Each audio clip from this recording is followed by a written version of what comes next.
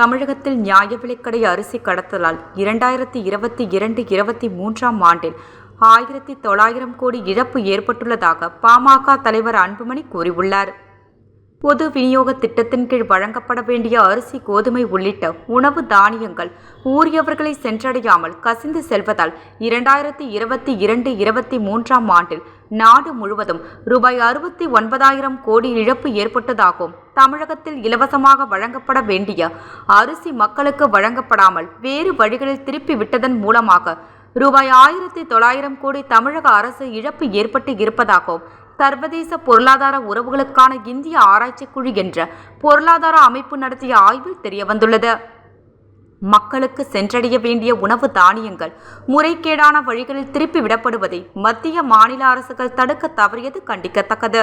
2022-23ஆம் ஆண்டில் தமிழகத்தில் நியாய விலைக் கடைகள் மூலம் வழங்கப்பட்டிருக்க வேண்டிய 5.2 லட்சம் டன் அரிசியின் கணக்கிலிருந்து விடுவிக்கப்பட்டு பயனாளிகளுக்கு சென்றடையவில்லை.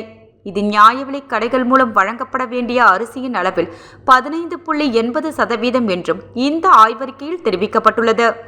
இந்த அரிசி பயனாளிகளை சென்றடையவில்லை என்றால் எங்கு சென்றிருக்கும் என்ற வினாவுக்கு பதிலளித்த ஆராய்ச்சி அறிக்கையை தயாரித்தவர்களில் ஒருவரான பேராசிரியர் அசோக் குலாட்டி, அந்த அரிசி வெள்ளை சந்தையில் விற்பனைக்கு கொண்டு செல்லப்பட்டிருக்கலாம் அல்லது ஏற்றுமதி செய்யப்பட்டிருக்கலாம் என்று கூறியிருக்கிறார்.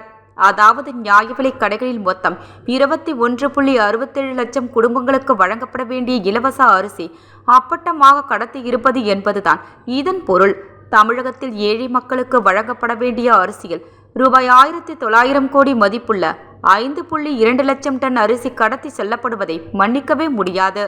அரசு மற்றும் அரசு துறை அதிகாரிகளின் துணையின்றி இந்த கடத்தல் நடைபெற்றிருக்க வாய்ப்பே இல்லை என்றுதான் தோன்றுகிறது என பாமக தலைவர் அன்புமணி தெரிவித்துள்ளார்.